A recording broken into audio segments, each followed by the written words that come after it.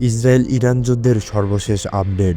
Netanyahu পুতিনকে call করে ইরানের হামলা বন্ধের অনুরোধ জানালে পুতিন তা সরাসরি প্রত্যাখ্যান করে দিয়েছেন। পারস্য উপসাগরের প্রবেশদ্বার ও বিশ্ব তেল পরিবহন গেটওয়ে খ্যাত হরমুজ প্রণালী দিয়ে সকল জাহাজ চলাচল বন্ধ ঘোষণা করেছে ইরান। মধ্যপ্রাচ্যে থাকা সকল মার্কিন সামরিক ঘাঁটি স্বয়ংক্রিয় করেছে যুক্তরাষ্ট্র। উল্লেখ্য, যে দেশে অবস্থিত মার্কিন সামরিক ঘাঁটি থেকে হামলা করবে ইরান সেখানে পাল্টা হামলা ঘোষণা দিয়ে রেখেছে আগে থেকেই। ফলে সেসব দেশেরও যুদ্ধে জড়ানোর সম্ভাবনা অনেক বেশি। যুদ্ধজাহাজ ও রণতরী পাঠিয়েছে যুক্তরাষ্ট্র। আকাশপথে 2 দফা হামলার পর তৃতীয় দফা সাবমেরিন ও যুদ্ধজাহাজ থেকে ক্ষেপণাস্ত্র ছুড়েছে ইরান। ওদিকে ইরানের হামলায় পুরো বিপর্যস্ত ইসরায়েল পরমাণু হামলার হুমকি দিয়েছে।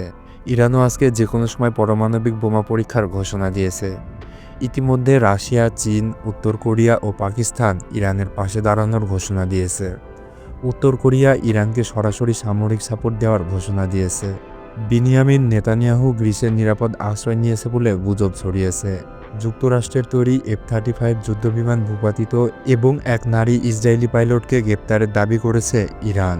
ভিডিওটি ভালো লেগে থাকলে শেয়ার করে অন্যকে জানার সুযোগ করে দিন।